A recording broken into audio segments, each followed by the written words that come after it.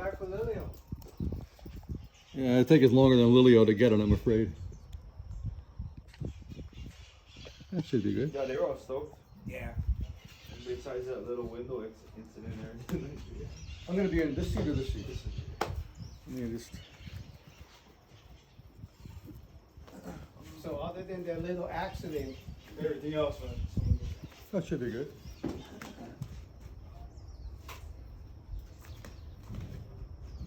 Ah. Okay. Ah. So, biggest thing I noticed about your guys' crew entirely is that you guys get too antsy too fast. So everybody stays up there, right? What's been kind of the information that's been kind of helping a lot of people understand is that this style that I'm teaching, everything's kind of tight. So there's no big A-frame, there's no peek under your elbow kind of style paddling anymore. It's the same, it's almost the same application as the old style of paddling, but we're just trying to get cleaner, yeah? So if you were to think about the foundations that make the canoe move, then it would just have to be like the most connection to the canoe, which is sitting on more of the seat. Yeah. Locking yourself in, making sure your hips don't move, and making sure that you have what they call like the perfect catch, right? And that's having a completely buried paddle at the very start of your stroke. So I'll show you some video after of examples of what not to do, and then we'll watch some videos of what like Shell's doing and everybody's doing and how they're really putting the effort into taking their time so they can establish a good grab together, and then that's how they move the boat as they sit up. Videos of us would be good videos of what not to do. Probably. Okay, so if we were to think about moving the canoe and our connection to the canoe, the best way to explain it is being able to, as you sit up, you're sitting up and moving the canoe past the point of entry, right? So if you're to enter the canoe and just try to paddle, the thing what happens here, what the most common mistake is people get stuck with this little bit of a forward angle as they paddle, yeah? The goal is to be able to almost lean back and picture there's a wall in front. The reason why is because you have a better extension of your legs and sit up and core as you move forward and sit down. Yeah, so if you're to tuck your elbows into your rib cage, you know this right now. All right. Tuck your elbows into your rib cage, and now we're to pull you forward. You see how you have to like stabilize yourself here, right? So if you were to put more pressure into your toes, so take your foot a little bit back, and then put the pressure in your toes. This is the most common that people have. I can pull you up out of your seat, yeah? So you want heel. So yeah, every time that you take a stroke and you're not using your heel properly, you're just pulling yourself up out of the seat, which means you're moving faster than the canoe. Yeah, so the goal is to be able to take a stroke and move the whole canoe.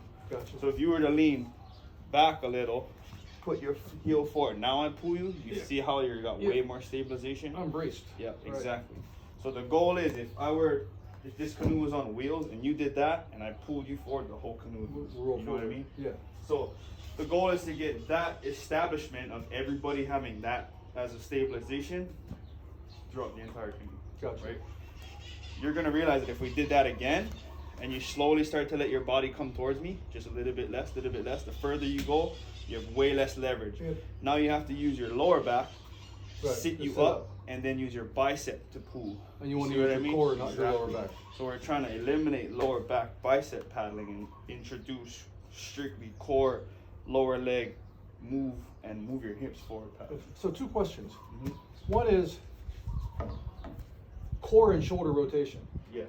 When I sit like 4 or 5, what I notice is a lot of guys in front of me are using their lower back, and they're not getting really much rotation. Because they don't understand why they're doing it wrong. So, but my question, and I'm wondering if I'm maybe even overdoing the rotation, because what I'm trying to do is get to the point where I'm finished back here, I'm almost rotating my core and my shoulders to the point where they're facing this way. Is that over rotation, or is that okay? So that whole process of letting it stay in the water is believing in the fact that the longer we're in the water, the longer the canoe's moving. Right? Yeah. So if you were to take a stroke and the stroke started from where I grabbed your hand, as long as you're pulling and I keep pulling you, that's how long the canoe's moving. Once the paddle comes out of the water, we start losing speed because there's no force driving the speed, right? So if we now establish that you have way more lock, way more control and feeling in your stomach, which these muscles are gonna last way longer than these muscles. Yeah. The goal is to figure out how to get your body in the right position. That way you can use that type of pulling from the start all the way back. Mm-hmm. Okay. The way to establish that is when I start at step 1, and you see everybody go like this. They put their paddle in the back, but they lean forward. Yeah. Right? What that's doing is setting you up for exactly what we learned is wrong, which is you're gonna pull and yourself up out of the seat.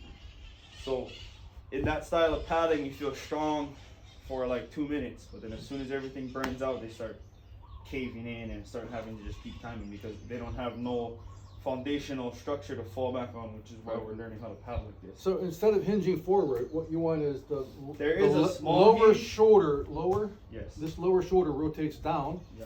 right? So you see, another thing is too is like, if your hips are not in the right position, which is the only position where it should be, is straight. Mm-hmm. Because we're trying to move. Like if you were to try, let's do that again. Let me grab your hand, and you cock your hip, pull your back hip. No, because that's how you end up sitting in the canoe, right? If I pull you up and you put all your pressure on one leg, that's less stabilization. So in order to fix that, what I do is I tuck my leg in, I sit more back, and I use my pinch here to lock myself onto the seat. Because the more I pull, the more you're gonna pull the opposite side of yourself up off of the seat. Right. So tuck your leg in, kind of like pinch the seat, and then let me pull you again. Now you're locked into the canoe. You see that? Uh-huh. And it takes way more of your whole core to keep you there. Right. So the goal is, no matter what you're doing, the hips can never move. That's why we need to be connected to the canoe. So if our hips are connected to the canoe, you know for a fact that when you take a stroke, you're moving the canoe, right? Any other disruption in connection to the canoe is going to be you moving faster than the boat. And then it becomes about like the whole choo-choo train thing. Yeah. So you end up paddling like this, the boat gets speed, but once it gets speed, if you don't have nothing to fall back onto to keep the speed consistent, and you're just paddling to keep the boat feeling good, like there's going to be a misconnection somewhere and it's not going to feel good. Yeah. It's going to last for a little while, and then somebody's gonna mess up, and that's when the boat starts to feel shitty after it feels good. Okay. So a question on the catch. Mm-hmm. What I've noticed is a lot of us are so ingrained in the habit of keeping your lower arm parallel to the gunnel that it means that the blade has got to be out of the water, considerably out of the water when you parallel start. like this. Yeah, like this, Yeah. as opposed to That is. We're Coming- trying to stray away from that. The reason why is because when you go parallel with the gunnel, that leaves you in the air. yeah, right. So if you're in the air, you still have to get in the water. Right. So you're So you either have you're in either the coming air. in the water way back here. Exactly. So the goal is to not have parallel with the gunnel. It's to have the shoulder as Yeah. close as possible, so you can have a full blade of it. In the water when you start to. Okay. If you do the parallel with the gunnel, you're here. So every time you hit the water, it's gonna be back Yeah. here. I mean, or even if this is the water level, and you're Yeah. aiming up here, you don't touch the water till Here. here. And then unless you're doing a full stroke, you're out here. You're going a third of a The stroke. goal is to have that same point way up here. You know what I mean? So it's beginning to able to understand your body and where your mobility and flexibility limitations are. Because like you said, if we go too far forward, you don't feel it because the canoe's moving. So you end up you don't feel like you're getting pulled out of your seat because the canoe's still moving. But if you're paddling in that sense, then you should automatically think to yourself like, oh, I know I'm not paddling correctly because I don't feel it in my stomach. Yeah. You know what I mean? So like this conversation we're having right now needs to be with everybody. So Yeah. everybody can be Well, on that's the tomorrow. same page. Yeah. Yeah. So But I'm a slow learner, so I need extra tutoring. yeah, so if you like to make this easier as far as learning process, I like to create small foundational things I can always fall back on. So now what I always fall back on is making sure that my hips are locked all the time, right? My heel is being the one that's being used, and when I pull it, my pull comes from my stomach. As I sit up, my pull comes from my stomach, not from my lower back. Yeah. Right? Because once it goes to the lower back, that's when you get all your cramps and all the extra Right. back strains and stuff like that, right? So in order to get the feeling that we just did right here, we need to keep our pull as close to the body as possible. So that's why we get our shoulder down. So we keep our elbow as close to this No chicken pulling wing face. then. Yes. Good. So Also thinking about it, like if you were to do this again, like this is basically your bubble right here. You don't want to be going outside this bubble. So you don't want your arm coming out of this bubble. You don't want your hand going too far out of your bubble, because like how we just said, then it starts to feel like you're losing leverage the further forward you come, right? So the goal is to be able to be either 90 degrees or kink back, right? Anytime that your nose passes 90 degrees, then just tell yourself, okay, I'm pounding inefficient because I'm pulling myself forward, not moving the canoe, right? Because if you were to pull and pull but keep the tension in your heel, you know that it's that concept of you're moving the whole boat, right? As smoothly as possible. So if we were to try to imitate the pulling phase,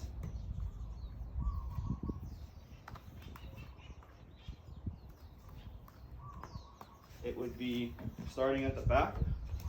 As soon as I say step one, you see how you're leaning forward already? Yeah. So what happens with that is when you lean forward and you return, your body keeps following your arms. So on the return, you want to have 90 degree or a little bit back, that way you can bring your arms forward. And when you get in the water, then you can use your body. Because if you lean forward, you're already losing leverage, because now your hips are kind of tilted forward, right? So if you get in the water, you're pulling yourself up on the seat. So if you start in that position, that's how you're going to end up pounding. So it's good to have good posture and sit up straight. That way on your first stroke, you don't lead with your head. You want to be able to lead with your arms, because the most leverage you're going to have is pulling from here to here, right? Because that's the most times that people are 90 degrees. So if you see the people that paddle like this and they throw big buckets, it's because they're finally feeling this muscle back here. What we're trying to do is take the sensation of all this leverage to pull back here with this core and move it all the way up here, right? So if I were to hold tension on the paddle, okay, so I want you to even lean back a little. If you were to, so the goal for this drill is I'm gonna pull some tension, and you need to control me, okay? So don't let me pull you. All right. You control how smooth you come to the front. Yep. So be up to the front. So back in the old days, we'd be pointing right here, right? So water levels, give or take here. So you know that at the point of where you're trying to enter the water, you got to get this much deeper, right? So you just need to go a little bit deeper, okay? But you see how I'm leaning forward. Yep, once you lean forward. So you want to be able to give yourself more rotation, okay? And what happens is on the left side, you see how it's kind of kinked out? Yeah. If the canoe is rigged safely, the boat's going to sit like that. What happens is when you sit like that, our body naturally rolls our hip. This hip comes a little bit higher, and now we're leaning to the left. So you need to be able to stop yourself from having your body weight leave outside of the canoe as you lean forward. So the rotation stems from being able to go like this, right? If I'm sitting in the seat, not reach like that, but be able to pull this way. Okay? I'm gonna have you come through this after, because you're gonna start to feel that if you sit like this, it's almost the same as sitting on a seat, right? But the further you go, the more it takes for your body to keep yourself stabilized with your lower back versus rotating through. Okay?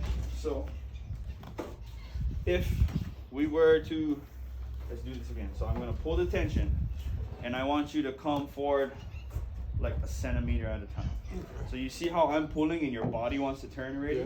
Let your arms control it. So remember how I talked about over rotation, square, and you should be over rotated to get an entry. Yeah. So as you return, think about your body slowly coming forward till your shoulders are square, and then your shoulders start to over rotate as you go towards the front. Okay? Don't let the tension pull your body forward. Okay, so right there. Let's do that again. As soon as I start pulling, your body wants to turn. Keep your body like this, hold it, and stabilize yourself with the core. Okay? Right there. Hold it. Hold me back. Yep. Hold me there. Now I want you to slowly let your arms come out. Yep. Good. Now your body's square, right? Now I want you to, now we're gonna go down to the water. Now your shoulder's going back. But you see how we're pointing? Yeah. Now our goal is to get deep. Boom, right here. Now we're fully bladed. So on the pool, I just want you, just for the sake of, so we don't hit the ground, Yeah. try and hold your T like right here. Yeah. All right. Okay. So I'm gonna, right there. Now we're completely submerged. So on the pull phase, right? I want you to think about pressing with the opposing shoulder to square yourself up. Keep pressing this hand to the gunnel and sit up. Okay, it should feel, yep. And then I want you to go hold that tension and lean back just a little bit more. So you see how it feels like you're extending your hip? Yeah. When we go slow, everybody should have that feeling of extending your hip. Because what's happening is you're taking the momentum created through the stroke and really making sure that it's your hips, your legs, and your core that's moving the canoe. So if you feel that little tension of extending your hip at the back, then you know you brought your hip past the point of where you entered. You know what I mean? So if you entered here, just the momentum of the canoe moving and you sitting up and you're extending your hip, you should be able to get your hip past this point at the very back. Based on that feeling of the heel is what's stopping you from going any further, right? And your natural rotation is what's stopping you from going any further, right? So you notice that as you were pulling, you had to keep your foot locked in, you had to keep your core activated, and you had to just rotate through and hold the tension because the rubber band was stopping you from just flying through the water, right? So that tension at the back where I was telling you guys, hold the tension all the way through till it pops out of the water, it should be almost coinciding with that feeling of extending your hip and the water coming, you coming out of the water naturally, right? So I'll show you this video in a hot minute about what it looks like visually, and you've seen it the last time where you just hold the tension. And it looks like I'm throwing water above on purpose, but it's just because I'm holding my tension as long as possible to keep the canoe moving. Yeah, that little pop at the back helps the boat release, right? So if everybody goes whoop at the back, the canoe has like a little lift because everybody's sending that motion this way. So when we come out of the water, there's residual speed from that hold of the tension. That way we can take our time on the recovery. Because once you start to rush the recovery, the speed in the water and the speed in the air will dictate how much energy and how much residual glide you get from each stroke, right? So if you do this big long stroke and you rush too quickly and your body isn't set back into where it needs to be, you throw yourself out of leverage, and then you end up messing up the speed because you're gonna paddle different this next stroke than the previous stroke you just took before. When you were more efficient. Right? So if we start to come together and understand that the reason why we're going so slow is to establish being able to feel and control in the core as much as possible. So do you paddle bare feet or with water shoes in a system? I've always paddled bare feet. So how do you keep your heel from slipping? Because we add just enough wax that it doesn't do that. So not like drowning the floor in wax, but just enough to where you can actually hold yourself still. Yeah, because I noticed is even you get a little water in the canoe and there's always some sand in the canoe. Whoop! Totally. So that is our own fault into not getting ourselves out with the environment, right? So like it should be our job to make sure that there is none of that in the canoe before, if it's a competitive race, like, because that's a deciding factor. If you have no leverage to drive off your feet and you keep slipping, then really it comes down to the team not washing the boat out, getting the sand out, and all that kind of stuff. So you stuff. use the same wax that you wax your shaft with? Yes. Just a little bit in the... Yep, just enough to where you can, and even when you paddle it, you don't have to do it like you're holding the gas pedal, right? You can keep your feet flat, but the main thing you're pushing from is your from heel. the heel. Gotcha. Yeah. Right. Just because it verifies that if you lean too far forward, then just this little lockout position will not give you the leverage. When I get it, I call you. Okay, thanks. Right, but if you keep your heel locked, it's easier to drive. Okay. Like seeing like when you do leg presses in the gym, like you can press with your toes for your quads or press with your heels for your hamstrings. Right. Right, and our hamstrings are what connect us to the boat. So drive from the heel, lock the hips, keep them straight. On the recovery, don't let your body turn first, right? Let your arms to your square On the recovery. and then you bring your body forward, okay? So the common habit is that people turn their body as soon as they exit the water. So the further reach they get, the more off the seat they go, right? So until you're square, verifying that, okay, I didn't move my body. Now I want to move my body forward because my body's square. So that way when I reach, I know that I'm reaching further than when I grabbed last time, right? Because if the body is off the seat and moving, you enter a little bit earlier, so you lose that much part of the stroke. So every stroke that you take, you want to go further than where you exited the water, right? That way you guarantee, like, it's like a step, right? You know you're going further every step that you take, not being able to take a step and then miss half the step and then take the half step. You know what I mean? When you reach too far, but you don't touch the water, and then you only move half the distance, right? We're trying to get one whole step per stroke. Okay? So let's try that again, because right now you're on your left side, right? So I'm gonna hold the tension even tighter. So now it's up to you to make sure that you keep the tension here, and it should create a little bit of a burn because you're going nice and slow to control the tension. Okay, so do that again. Back to step one. Control it with your arms first. You see how your body's over-rotated? Yeah. Stay over-rotated until your arms, there you go. Your arms are the one that bring you back straight. So you see how the slack? Yeah. We don't want any slack. Right. So let's start at the back. Keep the tension, and it should be that I just take a little, no, see? This tension right here, we're trying to keep it smooth.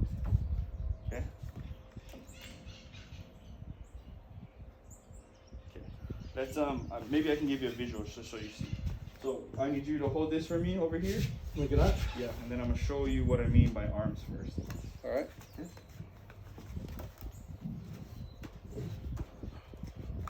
Alright, so we're gonna hold the tension back. Whoops. And then slide a little bit more this way. Yep. So you see this tension right here? Yeah. Right now you're letting it pull you like this. So when it pulls you this way, you see my hip start to cock? Right.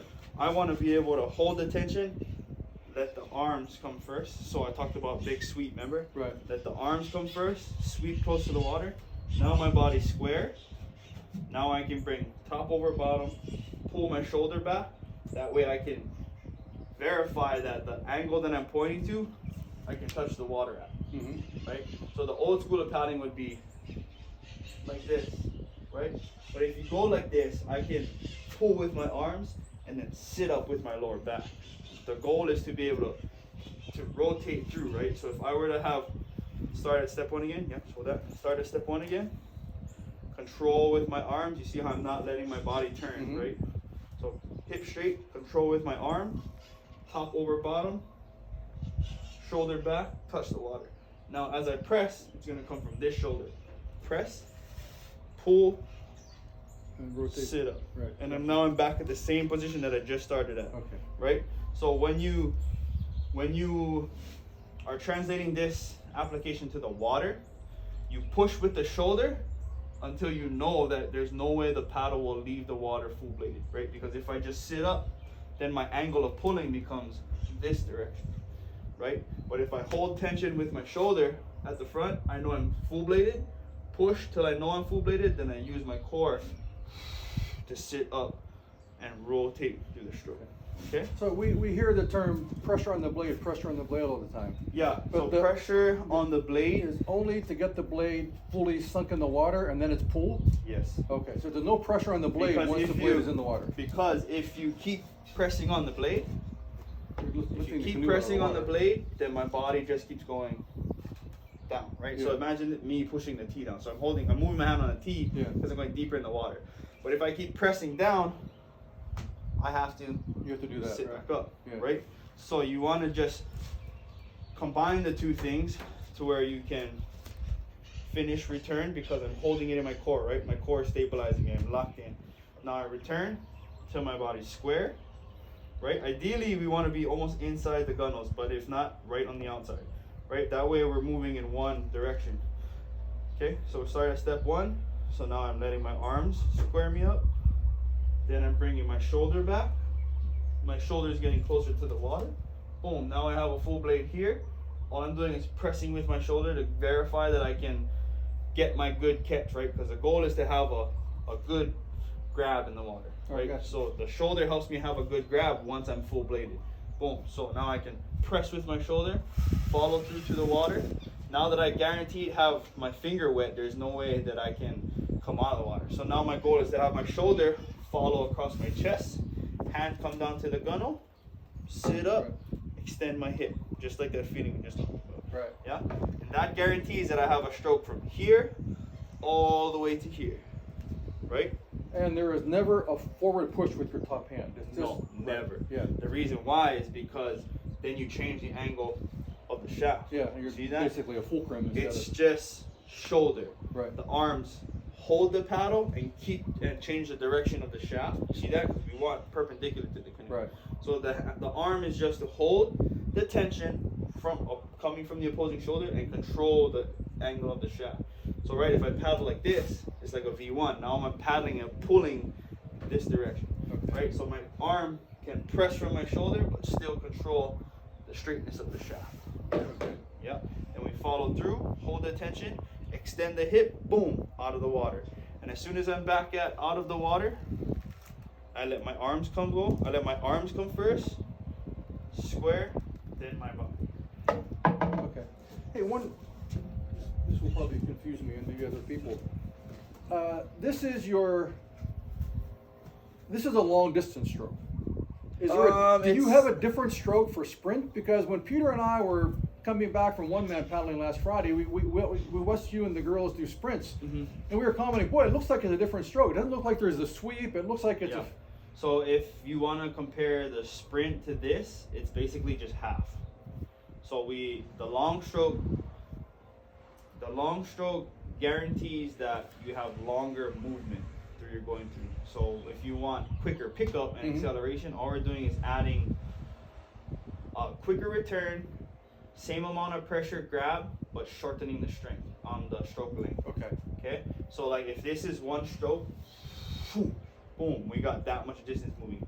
But now if we need to catch a bump or get ahead by a seat in a sprint to the finish, then it becomes about the same thing. Lock in, grab, boom, but come out short. Because we have more explosion, quicker acceleration, and all we're doing is eliminating the smoothness so we can have boom, boom, boom versus... The only time you would do that is if you're in the last quarter mile, half mile of a long distance race and you're trying to catch the boat ahead of you or trying to stay ahead. Yes. You sprint to the finish. You don't sprint during the race unless there's... You can sprint during the race if your team is confident enough in your training to do that. Okay. Right? So it depends on what you guys do as an entire league. So like for us, our program was the first 4 weeks we did was slow paddling with a lot of bungee. The reason why is because we're introducing and incorporating this bigger foundation to fall back onto. That way when we get stronger as practices goes on, the bungee feels a little bit easier, so that way when we take off the bungee, we can paddle with the same amount of strength, but now there's less drag. So our strength grew, but nothing changed besides the resistance. So for the old guys, we got to at least initially use bungees to slow the canoe down For so we sure. can focus more on the technique. So the thing is too is like this is all, the whole program of it needs to be piece by piece by piece by piece, right? So if you guys don't have a goal, or if Lilio is your goal, there needs to be a time frame for do this, so we can train all of this training system, then we can train all of this, and we can train all of this. Like all these parts need to be trained in bits and pieces so we can all come together for the race, right? So we spent the 4 weeks training this. Slow, nothing cardio, nothing intense.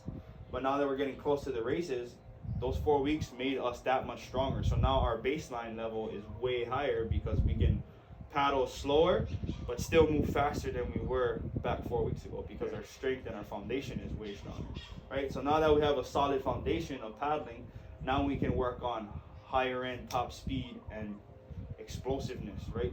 Because when we get tired from going, at least we know that when we get tired, we can fall back to efficient style paddling, right? Because you can have people that are super athletes and they can go ba, ba, ba, ba, ba, ba.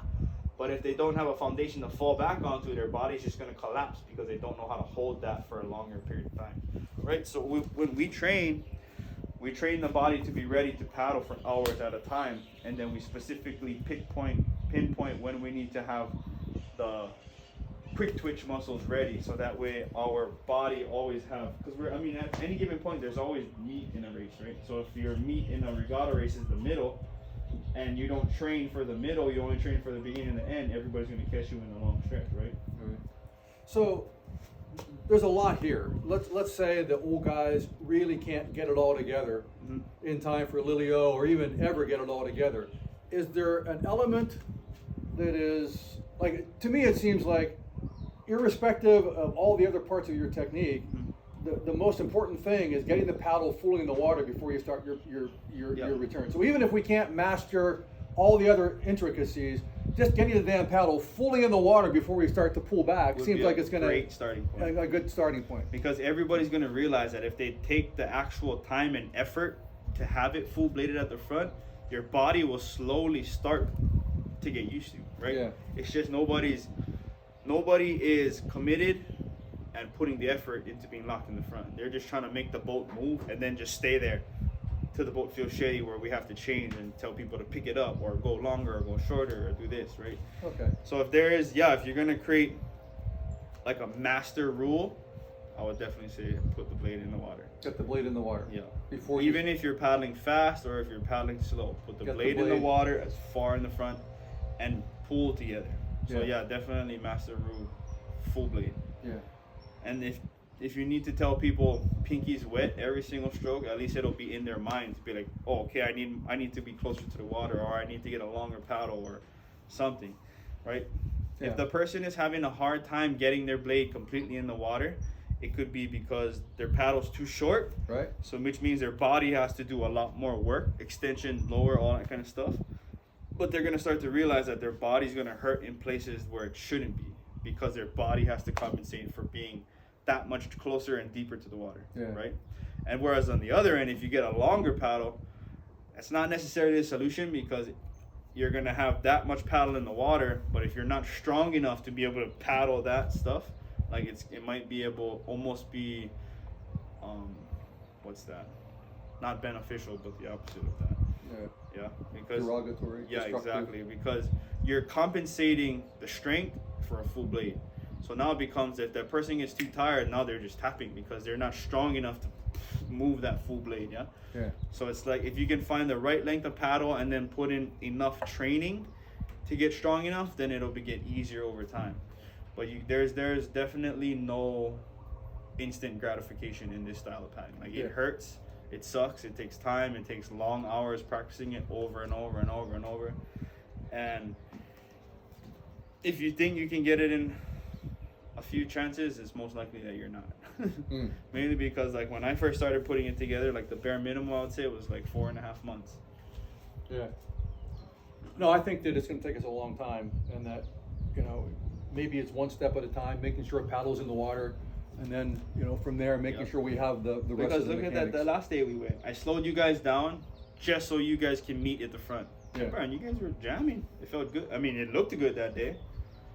And all we did was go slow enough to validate and verify that everybody wasn't at the front at the same time. Yeah. That way, because if everybody's in the front at the same time, there's no way that you can rip, because it's going to visually show that, oh, they're ripping because they're sitting up faster than everybody. There should be no way that if you get your blade completely buried, especially if you're fatigued already, to go rip through the water, because all these muscles aren't ready to be able to go, wah. That's why we train this guy, because it can take more punishment for longer, right? So what I've read in some other online tutorials is it really needs to feel like you're pulling your paddle through mud. Exactly. So if you see somebody that's not having that, it's visual. You can see if somebody's taking their time or dipping or not. You absolutely can see. So if you can see that they're breathing hard, they have like a strained face as they take just one stroke, then you know that they're actually putting the effort into trying to paddle with the bigger foundation system. Yeah. But if they're just there, then you know that they're just ripping water. And you can tell them, those people, the only way to really correct those people is to have them jump in a 6-man and tell them, put the paddle in the water and take a stroke until you come out of the water. You see how hard that was? You shouldn't be able to do that. It should be like that even with 6 people.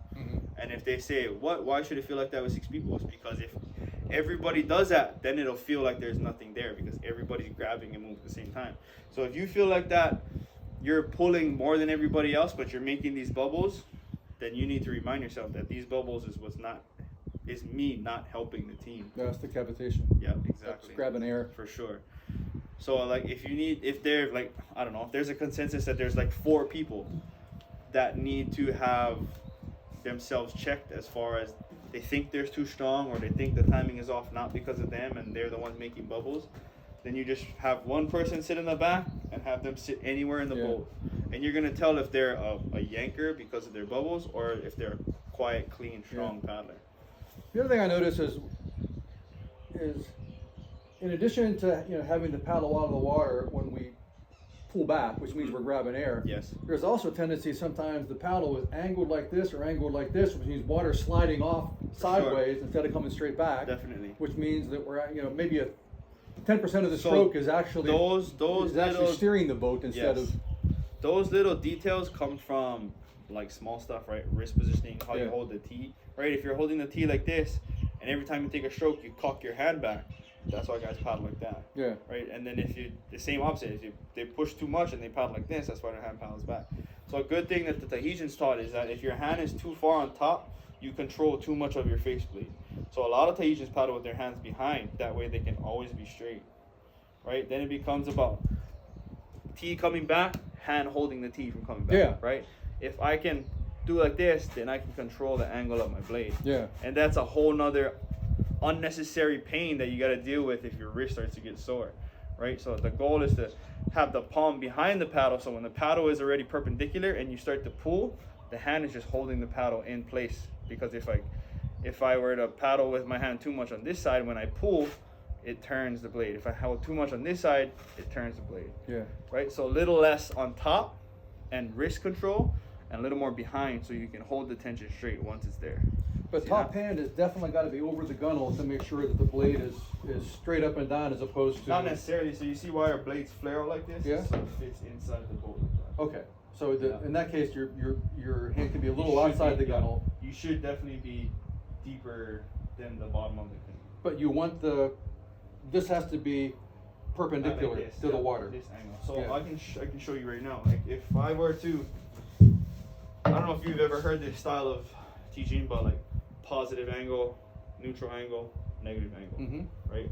A lot of people tell you, because they think it sounds right, is that hold the positive angle as long as possible, right? This is a positive angle. There's no way I can take a stroke and hold this positioning the whole way, right? It's got to go through the negative and through to the negative. I mean, through the neutral and to the negative, right?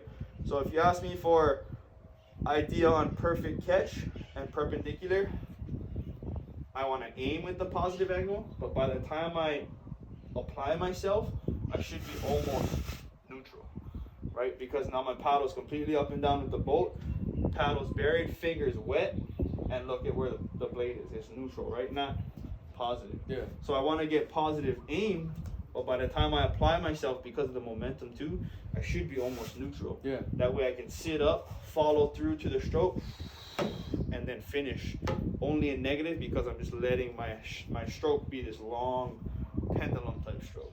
Yeah. If you let your top hand go too much or push, then every time that I push the tee, I change the angle way too early. So now if I'm a pusher, I'm already pulling up out of the water as I sit up. But if I just hold the tension there and keep my hand going deeper and deeper and deeper, like if this is water level and then I want a long stroke, I just keep going deeper, deeper, deeper, deeper. Finish, right? If I go too early and I push my tee, you see how much shorter my stroke gets? Inside the water, right? So now that much energy that I could have kept on the blade sitting up, I just wasted, because now I turned my body too fast for my rotation. So now all I can do is sit straight up, which puts the strain back in your lower back, right? Exactly. So if you want to talk about top hand and placement, the chicken wing stems from lifting, right? And when you lift and you go down, you can press down, right? So if you put the actually think about that, you don't have much grab until your arm comes down like this, then you need to tell yourself, fuck, I just need to be at this position up here, right? That way I don't have to go every single time. So now you tell yourself, if this is where I'm having the downward pressure, just keep my hand here. That way I can go straight in, already have the downward pressure instead of going like this, right? So eliminating the chicken wing also helps by me saying you need to have a little bubble around you. So if you take your elbow, you can pop that bubble. Keep the elbow inside the bubble. That way there's no worry about the top arm flaring, chicken winging, or pushing. Yeah? Gotcha. And the same thing, because if, like, a lot of people like to have a straight top hand. But if you don't execute having a full blade first, So right, say I'm up, I want to have a straight top hand, and I just touch the water midway, I have a straight top hand. Same thing. So now my hand is straight, but I just grabbed a little cup of air, so I already created cavitation, right? So now that depending on if I'm a pusher downer or a sit up guy, if I keep pressing down, right, my shaft goes like this, just, and then I have to sit up with my back again. So now if I'm a rotator, I can press here, shoulder, and just, and look at my top hand. Because I want to keep it in the water, my top hand just presses a little bit deeper, but as I'm sitting up, I'm pulling with my core. So I can keep the tension there, boom, finish, right? Then at the very back, I have the little pop because I'm holding my tension and my hip just extends. And what helps with the extension is it puts you back into almost a lean back position. So now you can rotate forward. You can rotate in position and then get dropped back down versus I finish, but I didn't extend my hip. So I finish a little down instead of back. Then it's going to cause me to lift quicker. You know what I mean? Mm-hmm. Because if I don't extend my hip, I don't bring my body back square. So now I have to. Do you golf? No, you're not a golfer. You talked about that. So on your downswing, if you don't. There you go. On the downswing of golf, if you don't get your hip out of the way first, and you're just a sway, right? So if I swing and I just sway my hip back and forth, when I come down, and because I'm bringing my rib cage closer to my hip, it'll pinch and it'll kink my swing because this little rotation isn't free enough for me to follow through, right? Because if you talk about golf, they tell you to lock your bottom half and rotate around, just like paddling. Yeah, so they tell you if you don't have proper rotation, then you're not going to have a follow through to your stroke. So the same with us, right? If I don't establish myself to move my hip out of the way, if I sway and I follow through like this, my hip's gonna kink into my lower, my hip and my rib cage will pinch. So what I do is on my downswing, I kick my hip out. That way there's more room. So when my rib cage comes down, I have room to follow through back this way. You know what I mean? So I can follow through with my top half rotation. So it's the same thing in the canoe, where if you don't extend at the back, you don't give room for your rib cage to come in front of your hip. If you just finish the paddle like this and try to come forward, your hip is pinched this way. So there's no room for rotation, right? Now you have to bring your whole body again because you didn't have proper finishing of rotation. You see what I mean? So if I finish my stroke this way, it lifts my body back up. That way when I rotate, my rib cage can come free and clear. If I finish down and I try to come back up rotation, my rib cage and my hip are already pinching because I finished like this. Mm-hmm. So now I have no room for rotation, so I have to lift myself up, right? It almost feels like your hip is like pinched up against the wall, and it's that little separation that has no room. So now your rib cage and your hips pinch every time you try to do this. So that's what causes your hip to come back. So that way you can turn rib cage and hip together. But if you finish your stroke and you sit up, boom. You see how much, just this little sit up, now I got 3 fingers worth of room in between my hip and my rib cage. So now when I rotate, I can keep this hip locked onto the bolt and I can still rotate this. So locking, are you pressing both knees against the sides of the canoe? I try to. So if depending on the beam of conditions, the canoe. the conditions too, like I'll lock and squeeze the seat sometimes, or I'll kink my leg this way and push like that. Kink your leg means you're actually, so I'm pushing off the ground this way and locking my knee into the wall.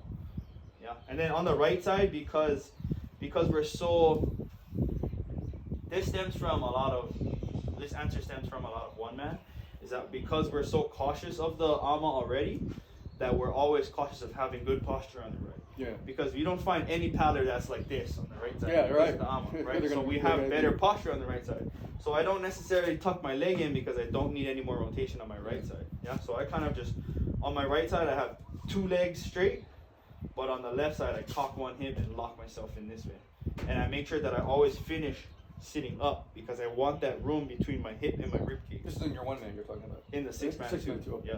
The one man's a little bit harder to always be conscious of this because it's more tippy than the 6-man. Yes. So you can be on the OC1 and be stuck like this and not even realize that it's affecting your technique because we're just making sure that our ama doesn't pop. But the goal of the one man is to actually be so comfortable balancing it like this that we could ideally, in a perfect world, paddle on the left side and right side with the thing barely touching. Because that's the fastest the craft will be if the ama's With not the in the almost water. barely touching, right? Yeah. So if you're burying the ama, you're going to slow yourself Yes, down. exactly. Then you become pretty much your own worst enemy because every time you take a stroke, you go slower because of your body position. But the basics of the technique, the catch, the rotation, they're the same in a 6-man and a 1-man.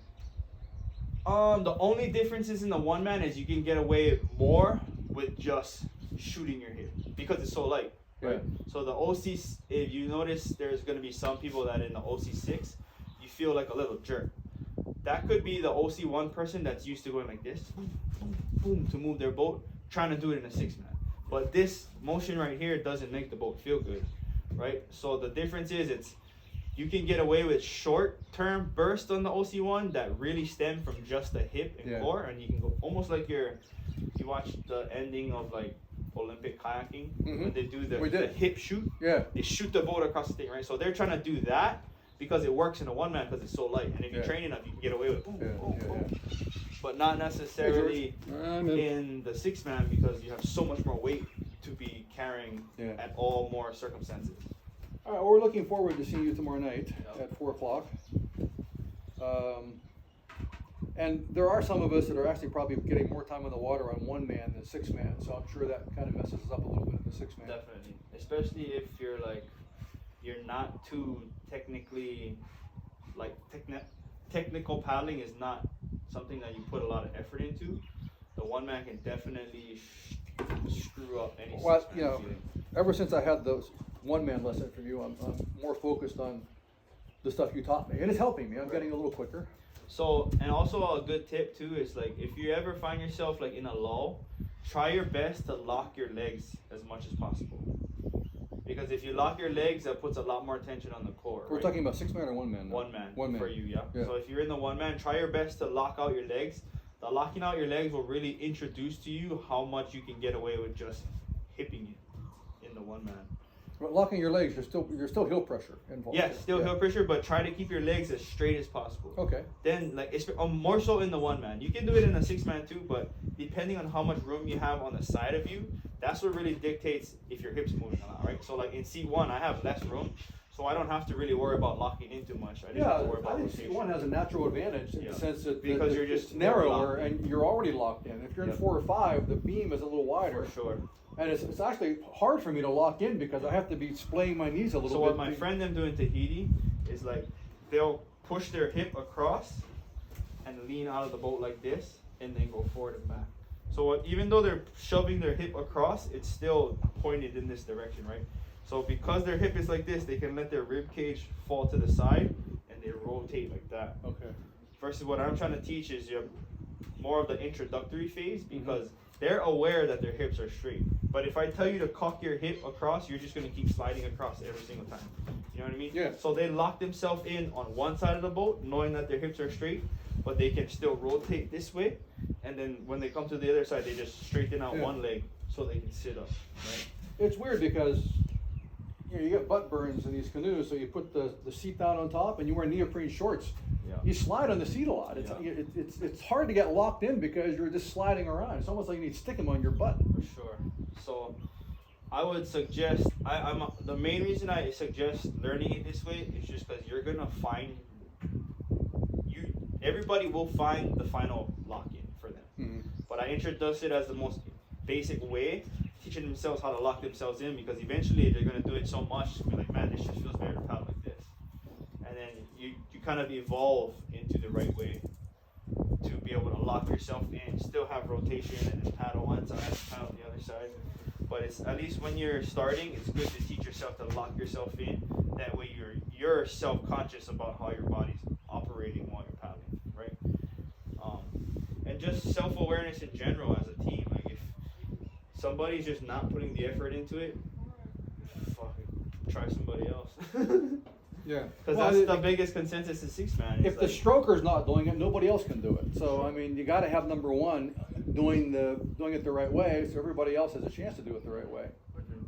The when we learned from Tahiti, like they were just adamant on no matter what the team does, whether it's short, long, quick, whatever your guys' decision is, like it just gotta be a team decision.